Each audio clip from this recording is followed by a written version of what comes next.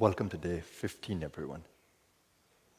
Let me give you a few instructions before we go into the silence. And remember, our silence is 20 minutes complete.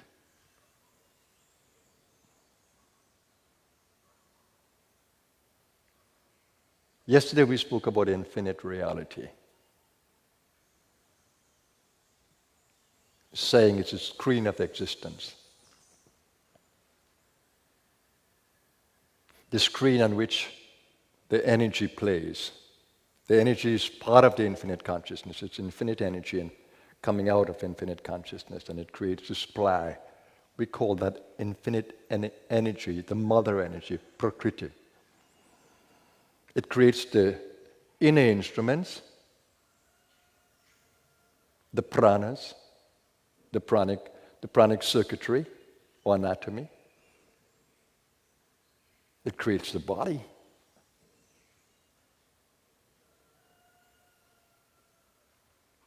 And it creates the play.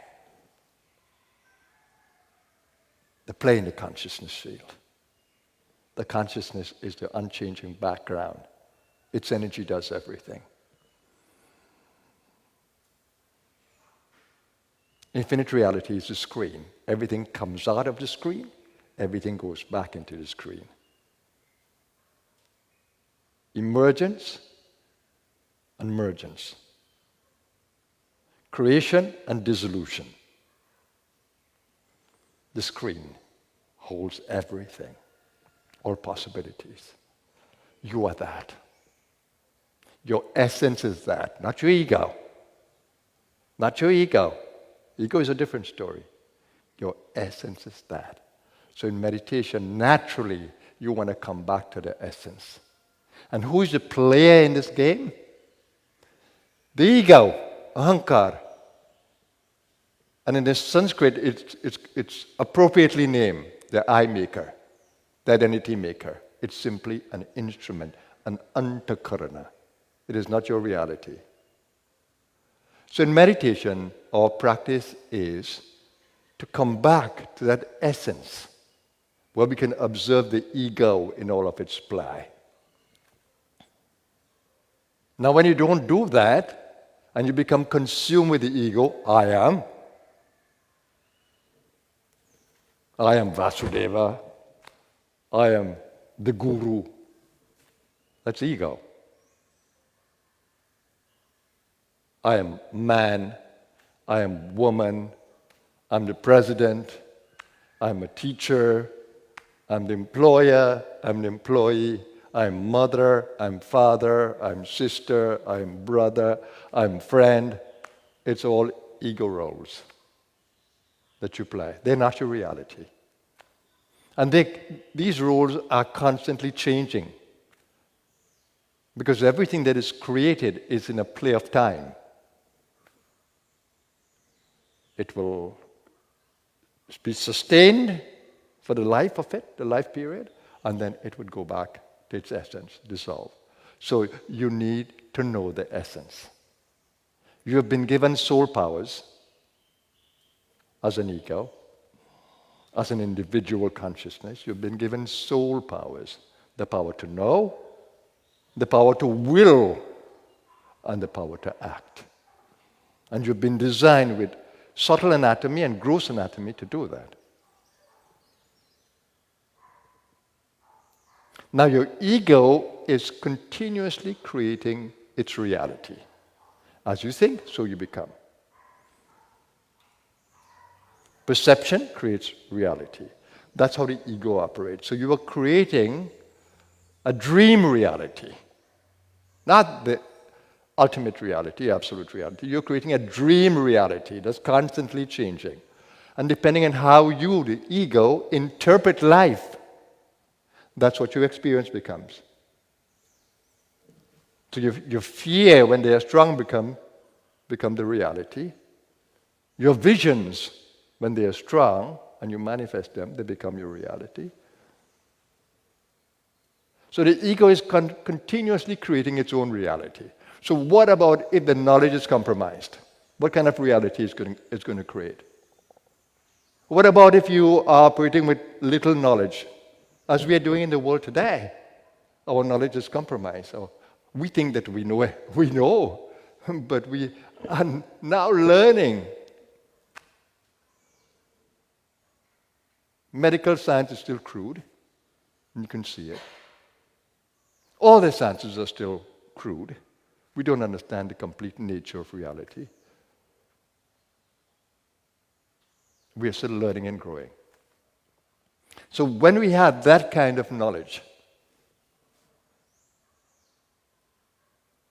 and we don't fully know, then how would our operation would be? How would our Ichha Shakti or willpower work? It will be working with compromised knowledge.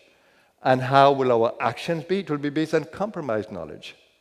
So it's extremely important that we become more in the know about who we are, what we are, where we have come from, where we are going. And so in your meditation, I'd like you to come into that space, behind the ego and its creations, its perceptions. The moment you begin to go there, you have a different view of life. You're watching the ego. So we need to go to the seer beyond the ego. Most of us, we are consuming the ego. We are sad, we are happy, we are excited, we are visionary. We are caught in the ego. We live in the imagination that we are this and we are that. We have this office, and we are poor, we are rich. All those are imaginations, perceptions of yourself. So what about if we go to a place where we can observe that, how we are posturing as the ego? What if we go there? And we begin to see how we are creating our reality continuously.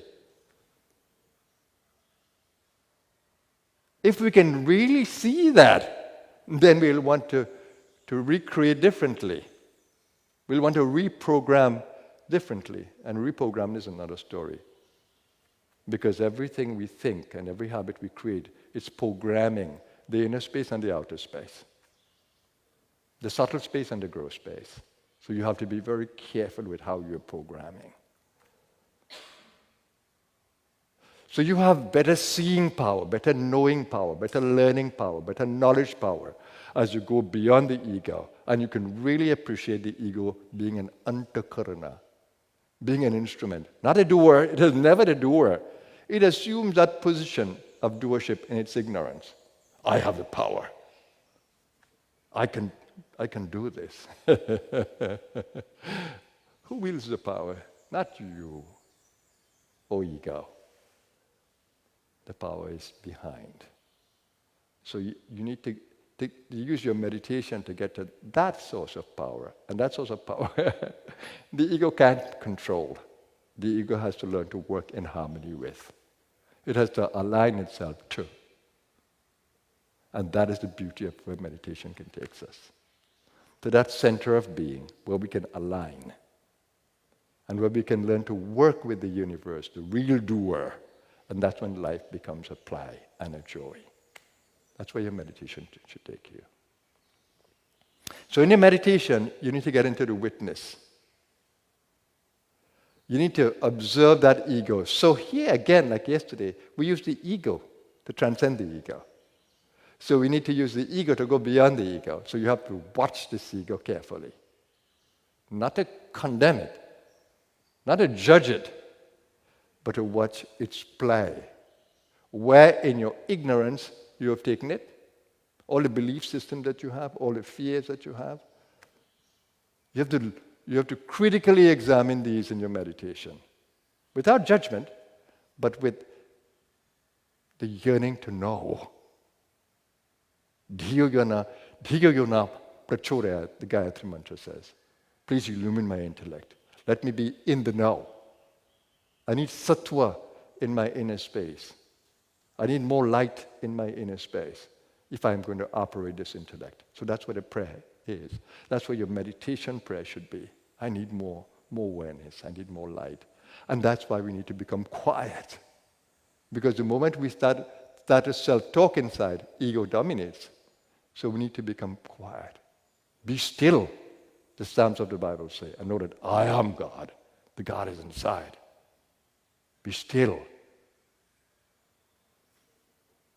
So that degree of silence is important in the meditation. You have to move away from the noisy mind. And you can do that by centering, as I have taught you, deeper and deeper into self. Detaching from the pulls of the world. When you sit here, all the preoccupations you've been having yesterday and last night, it's going to come back in the mind, all the strong ones. And the subconscious is going to continue to burden you if you didn't resolve the issues in the subconscious. So how is your meditation going to be? When you sit, you need to be not distracted by the body. That's why you need to get the pranas in balance. You need to work the pranas so you can soothe the nervous system, that you can make the brain peaceful. So hence the pranas, hence the spinal column, hence the breathing. You need that. And I demonstrate that to you continuously. So in the meditation, this practice of witnessing is important, witnessing the ego. Not just witnessing the breath, not just saying a mantra, but learning to center deeper and deeper into consciousness, wanting to expand the mind, wanting to be in the light. And the beauty of meditating together with each other is that we create a field of light. The stronger ones, we begin to create a field together, united, synergistic.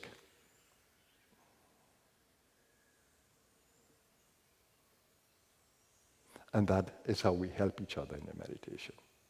That's why we meditate together. And the true reality is not in the physical world. The greater reality is on the inside. And the absolute reality is pure consciousness. So we need to move from gross preoccupation to subtle awareness, and then begin the practice of witnessing and centering until we can go in a deeper place inside.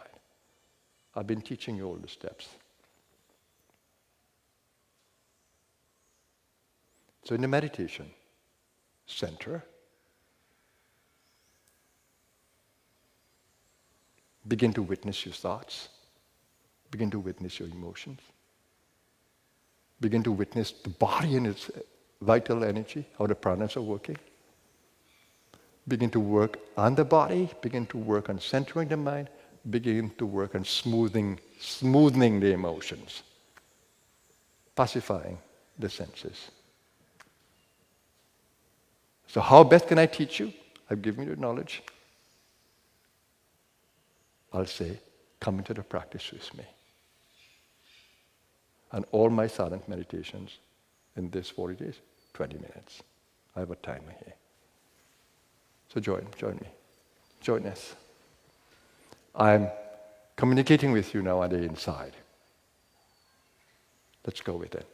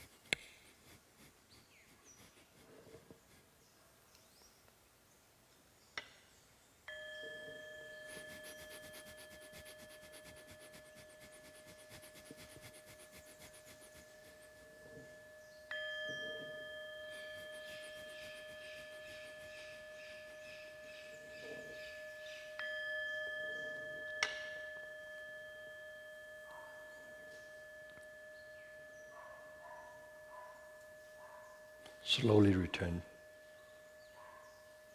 to body awareness, the awareness of the elements of nature around you,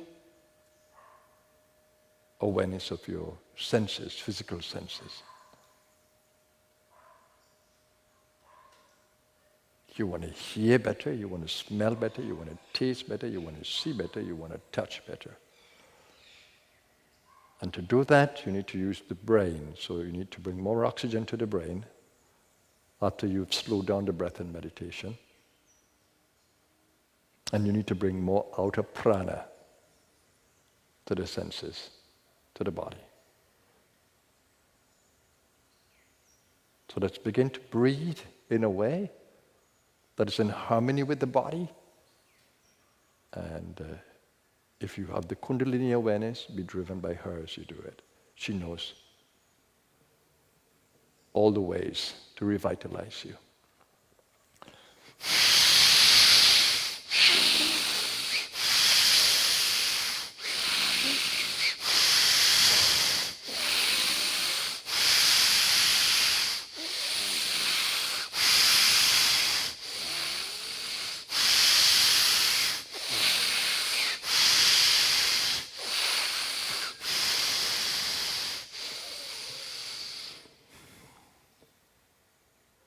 So I take a pause to see where my body is.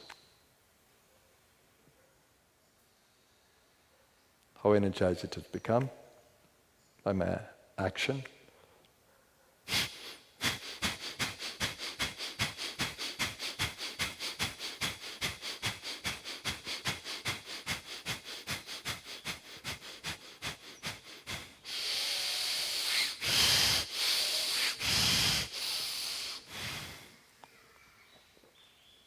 I take another pause.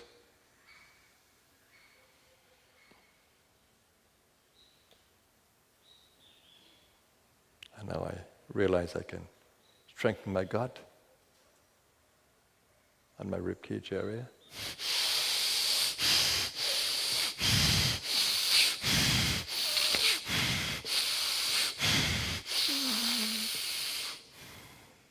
Immediately that improves my seeing. Of course, more oxygen, more prana, more manipura.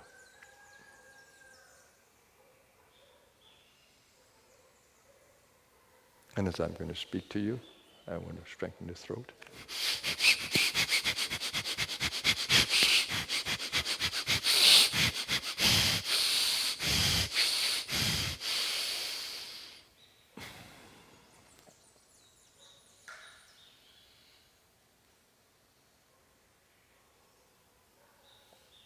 I bring everything back into balance. And then we do the Om sound to close. Breathe out through the mouth and in through the nose.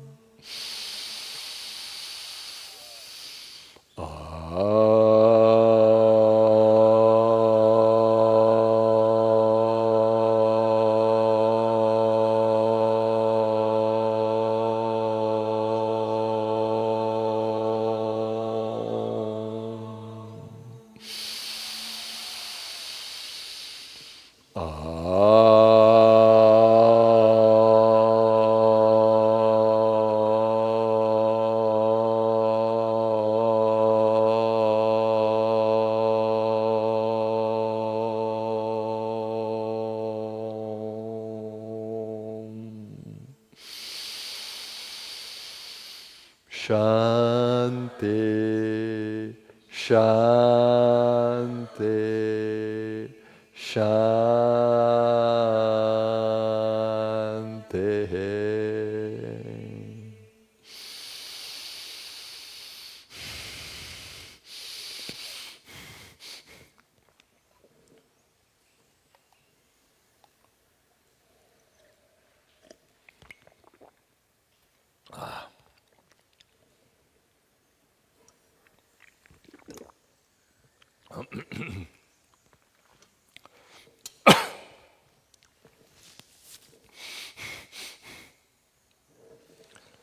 So I gave you my talk before.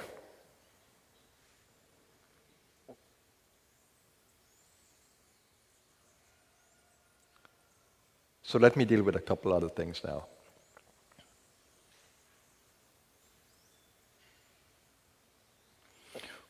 And this relates to coming out of the mat and getting into the world. That's where you're going to be now. Some of you may stay longer in the meditation, and some of you may go out into activity.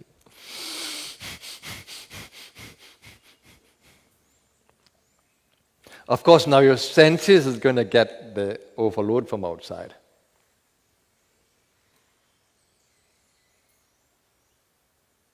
Sensory load and overload.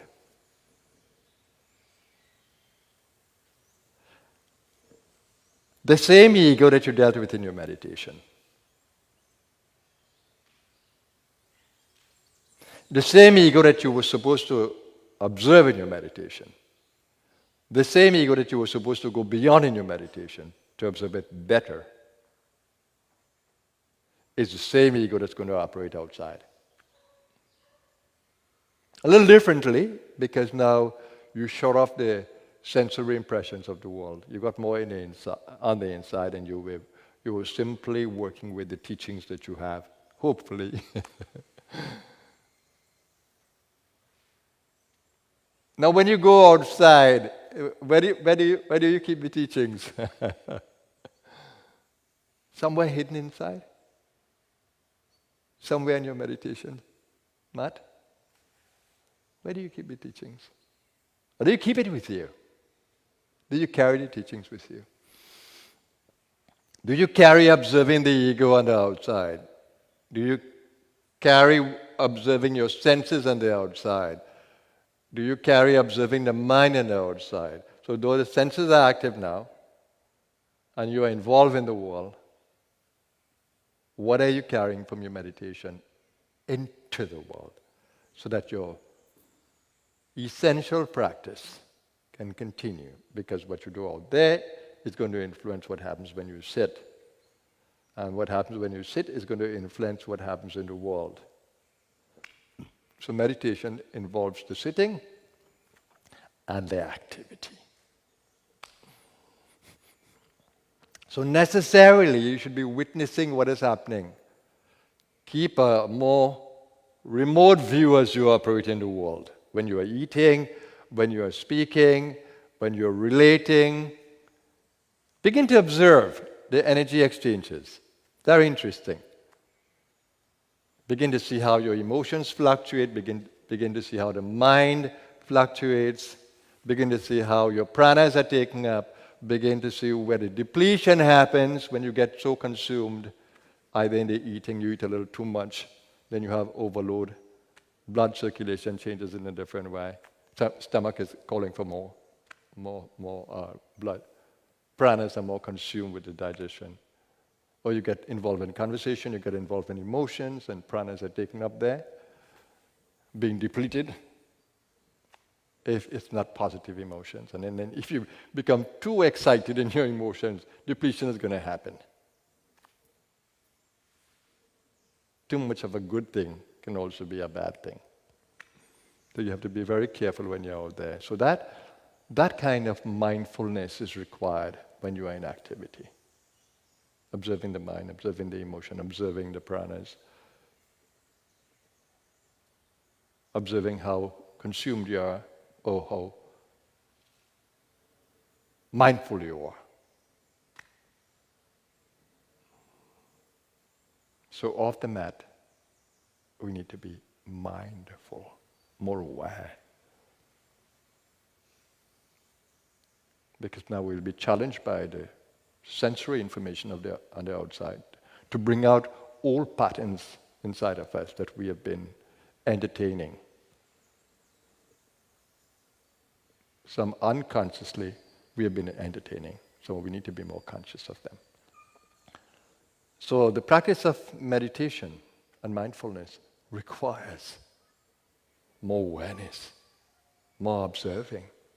And the deeper you center, the more you will see. You need to see what's happening with the ego.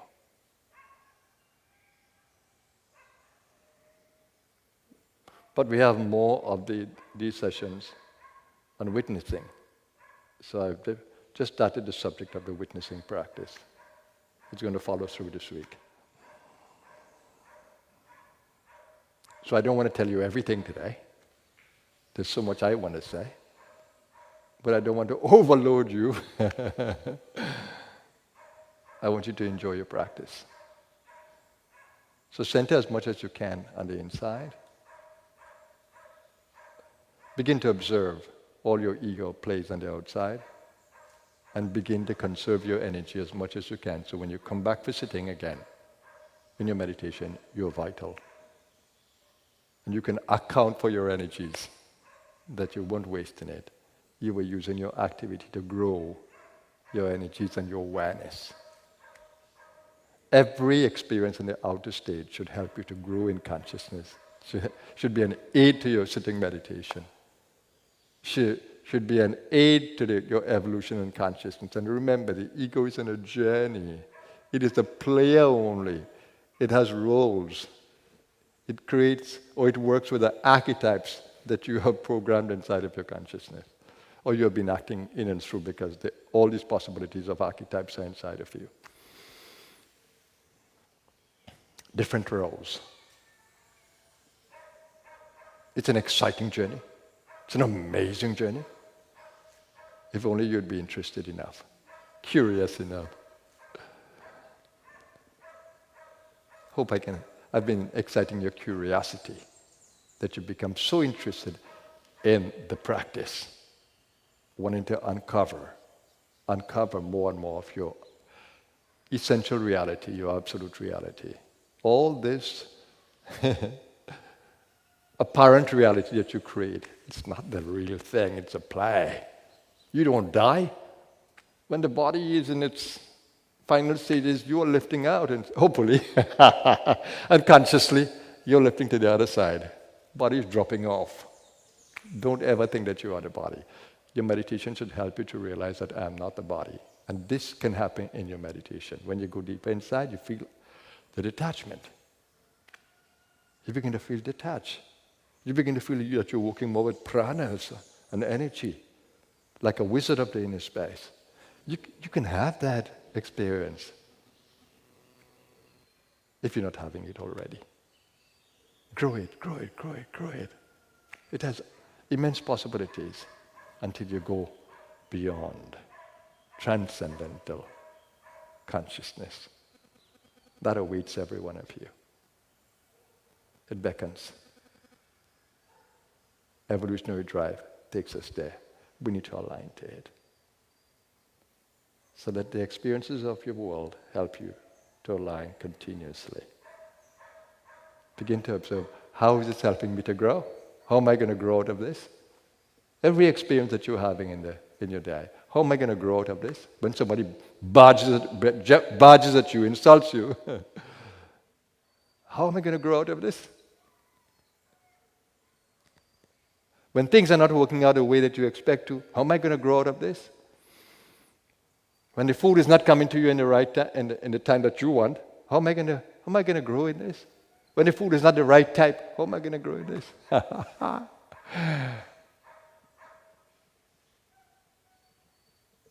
And of course, life will have its turns and twists. It's never going to be exactly like how you want it to be. Some days it may. But how do you treat with a world that is challenging, a world that you cannot change in the way that you want to? The beautiful thing is that we can change the inner space to adapt. We have remarkable powers of adaptation. Use it. Adapt. Harmonize. Use your intelligence, emotional intelligence, mental intelligence, gut intelligence. Meet with your world in the now with the right knowledge. The knowledge to adapt. In the same way, when the water meets the rock, what does it do? It adapts. It begins to polish the rock. It begins to slowly polish the rock. The rock even looks different. Those are the little stones that you pick up that are very smooth. The water did it. Be wise, everyone. The greatest joy comes from wisdom.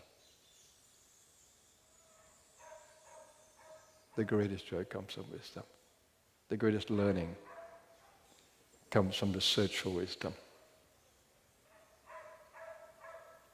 And the joy of the play comes from acting out your wisdom. Wisdom in action. Have a blessed Saturday, everyone. Namaskar.